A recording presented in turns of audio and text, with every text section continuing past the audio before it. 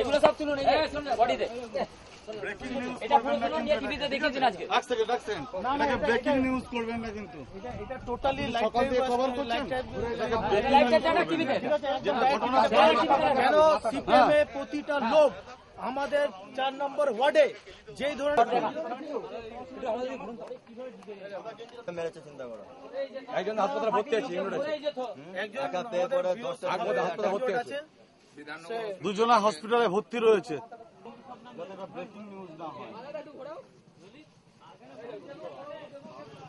ঠিক আছে।